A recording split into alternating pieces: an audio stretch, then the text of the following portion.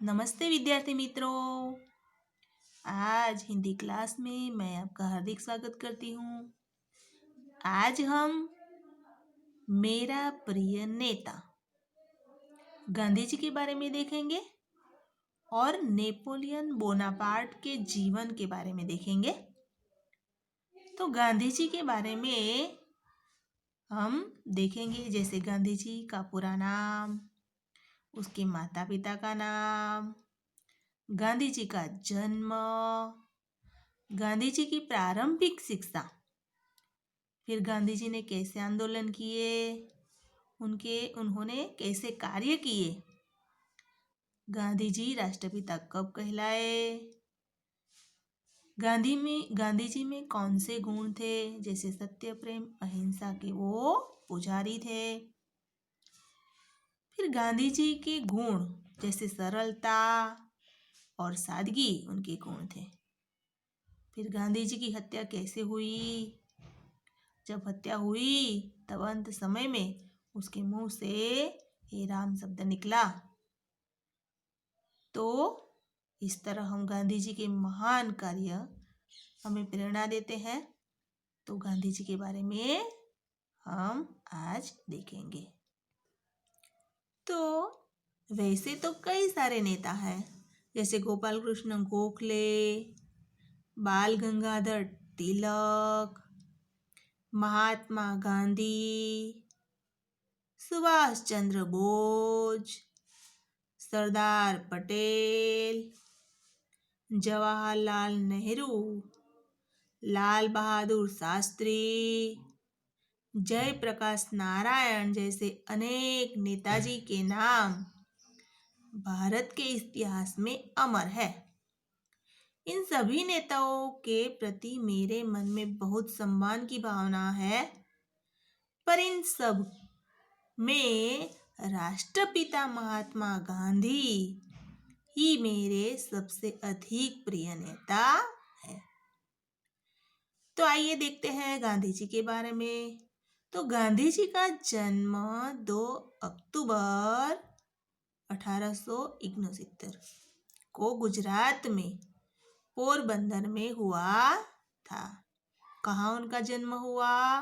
गुजरात के पोरबंदर शहर में। उनके पिता का नाम था करमचंद गांधी और उनकी माता का नाम था पुतलीबाई।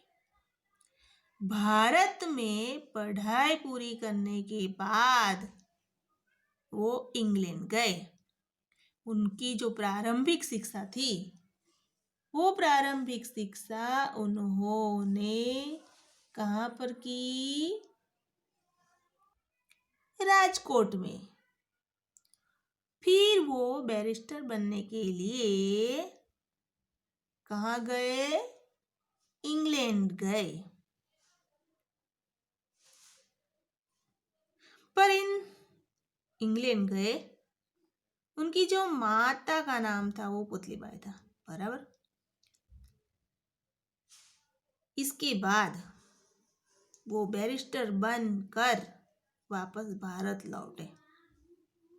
इसके बाद वे वकालत करने दक्षिण अफ्रीका चले गए। दक्षिण अफ्रीका में भी उस समय अंग्रेजों का राज था। अंग्रेज वहां के भारतीयों पर तरह तरह के जुल्म करते थे। अतः भारतीयों के अधिकारों की रक्षा के लिए गांधी जी ने कमर कस ली। उन्होंने अंग्रेज सरकार के खिलाफ सत्याग्रह आंदोलन शुरू किया। इनमें उन्हें सफलता भी मिली। इसके बाद वे भारत लौटे। तो यहाँ पर ये जो पैराग्राफ हमने देखा, उस पैराग्राफ में गांधी जी का जन्म गुजरात के पोरबंदर में हुआ था। उसके पिता का नाम करमचंद गांधी था और माता का नाम पुतलीबाई। फिर उन्होंने प्रारंभिक शिक्षा राजकोट में की।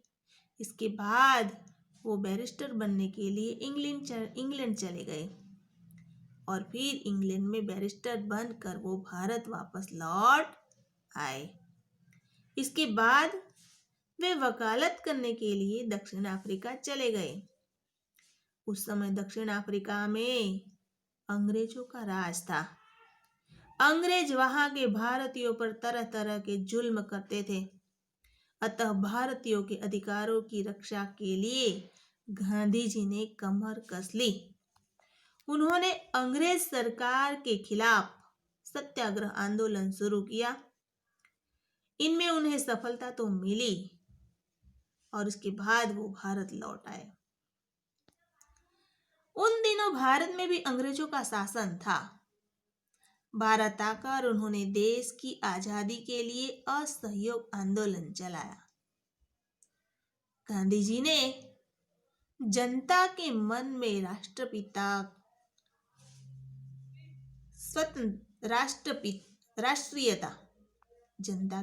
राष्ट्रीयता जागृत की और स्वतंत्रता की भावना जगाई। उन्होंने अंग्रेजों से लड़ने के लिए लोगों को एकजुट किया। गांधी जी की पुकार पर आजादी के दीवानों की टोलियां अहिंसक संग्राम में कूद पड़ी। आखिर 1947 में गांधी जी के नेतृत्व से हमारा देश आजाद हुआ। तो इस तरह गांधी जी ने अंग्रेज सरकार से लड़त ली और फिर सब लोगों में राष्ट्रीयता की भावना जागृत की, सबको एकजुट होकर रहने की प्रेरणा दी और फिर 1947 के दिन गांधी जी के नेतृत्व से हमारे देश को क्या मिली? आजादी मिली। बराबर। भारत स्वतंत्रता होने पर गांधी जी ने नए समाज की नींव डाली। अंग्रेजों द्वारा शोषण होने से हमारे देश में बहुत गरीब थे। तो हमारा जो देश था उनमें कई सारी प्रजा गरीब थी। गांधी जी ने तकली और चरखे द्वारा भारतवासियों को रोजी रोटी की समस्या हल करने का प्रयास किया। उन्होंने शराब बंदी लागू करने और निरक्षरता को मिटाने, स्त्रियों को शिक्षा दिलाने, गांवों का उद्धार करने तथा छुआछूत की समस्या को दूर करने के लिए जी तोड़ प्रयास किए। देशवासियों के कल्याण व प्रगति के लिए वे जीवन भर प्रयास करते रहे। इन कार्यों के लिए देश की जनता ने उनको पूरा सहयोग दिया। तो देश की जनता ने भी गांधी जी को सहयोग दिया और हम स्वतंत्र हो गए। गांधी जी सत्य, अहिंसा और प्रेम के पुजारी थे। वे सही अर्थों में भारत की सामान्य जनता के प्रतिनिधि थे। वे दया और क्षमा की जीवंत मूर्ति थे। उन्होंने नवीन भारत का निर्माण किया। इसीलिए देश की जनता ने उसे राष्ट्रपिता का सम्मान दिया। इस प्रकार गांधी जी युग निर्माता व महान नेता थे। इसीलिए वे मेरे भी प्रिय नेता है और सब लोगों के भी प्रिय नेता है। तो विद्यार्थी मित्रों, आपको मेरा प्रिय नेता गांधी जी के बारे में लिखना है। मैंने काफ़ी सारी जानकारी बताई कि गांधी जी का जन्म 2 अक्टूबर 1869 गुजरात के पोरबंदर शहर में हुआ।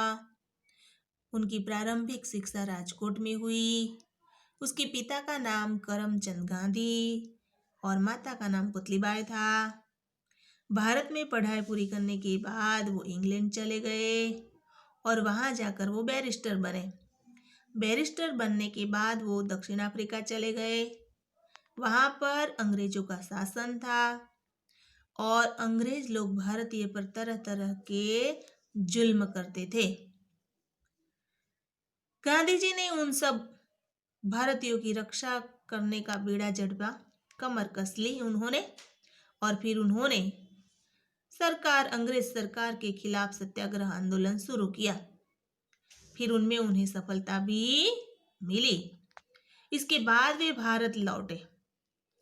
उन दिनों अंग्रेजों का शासन था और उन्होंने अंग्रेजों को हटाने के लिए सब लोगों को एकजुट होने की प्रेरणा दी और फिर आखिर अंग्रेज 1947 के दिन अंग्रेजों से हमें आज़ादी मिली। गांधी जी ने सिर्फ हमें आज़ादी दिलाने में ही नहीं, लेकिन हमारे समाज में जो भी कुरीतियां थी, गांव को उद्धार किया, फिर शराबबंदी बंद की, निरक्षरता मिटाने का प्रयत्न भी किया, स्त्रियों को पढ़ाने का आग्रह रखा और देश की प्रगति के लिए उन्होंने जीवन भर प्रयत्न किए। अब हम देखते हैं नेपोलियन बोनापार्ट को। नेपोलियन बोनापार्ट कौन था? तो फ्रांस का शासक था। नेपोलियन बोनापार्ट का जन्म कब हुआ?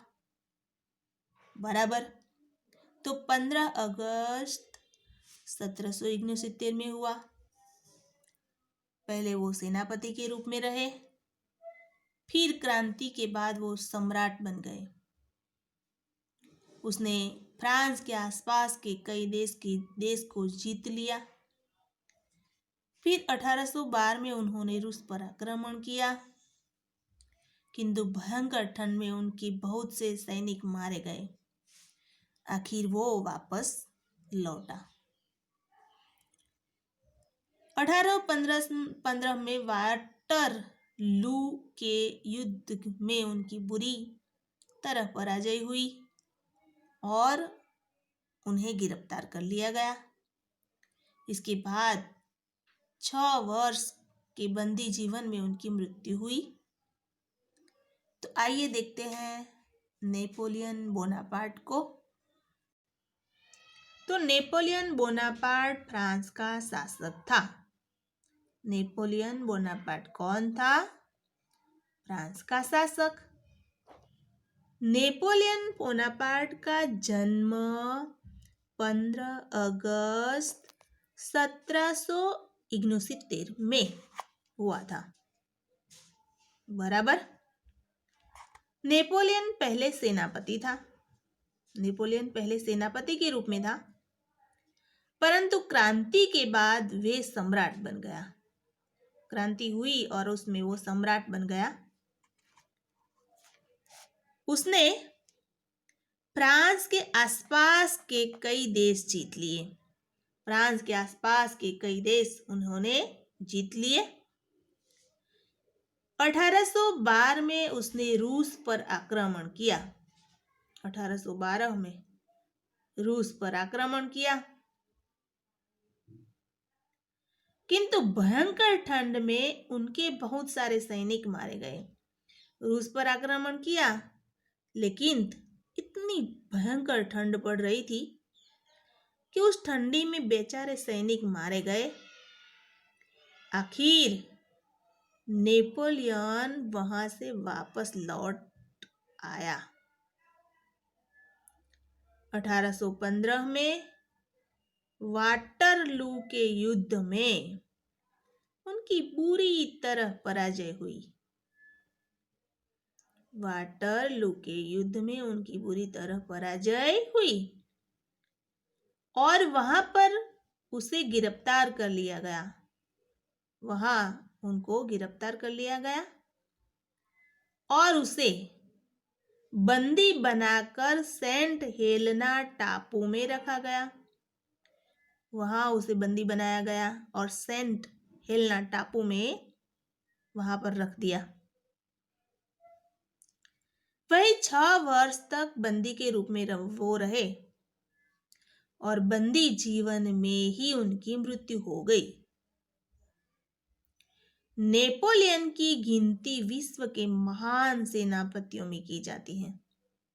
तो नेपोलियन जो था, नेपोलियन बोनापार्ट, जो 6 वर्ष तक बंदी बना और वहां पर उसकी मौत हो गई। नेपोलियन की गिनती विश्व के महान सम्राट सेनापतियों में की जाती थी।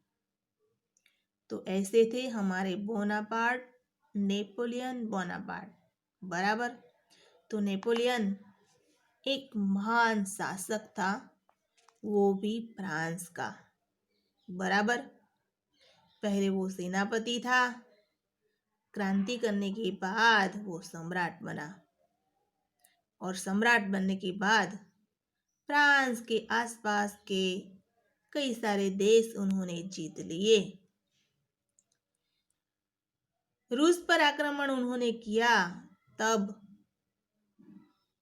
बहुत ठंड थी और ठंड की वजह से उनके सारे सैनिक मारे गए, बहुत सारे सैनिक मारे गए। आखिर वो वापस लौटा और वाटरलू के युद्ध में जब उनकी बुरी तरह पराजय हुई तो वहां उन्होंने नेपोलियन बोनापार्ट को क्या किया, गिरफ्तार कर लिया और गिरफ्तार करके उन्हें बंदी बनाया। बंदी बनाकर नेपोलियन को सेंट हेलेना टापू में रखा गया। 6 वर्ष तक नेपोलियन बोनापार्ट वहां पर रहे और वहीं पर ही उनकी मृत्यु हो गई। तो नेपोलियन की गिनती विश्व में महान सेनापतियों में की जाती है। तो विद्यार्थी मित्रों, मैंने ये जो 2 निबंध बताए आपको, गांधी जी और नेपोलियन बोनापार्ट, उसके बारे में आपको आपके निबंध की नोट में लिखना है और फिर तैयार भी करना है। गांधी जी निबंध में मैं एक और बात बताना चाहती हूँ कि गांधी जी जो है उसकी मृत्यु 30 जनवरी 1948 को गांधी जी की हत्या कर दी गई।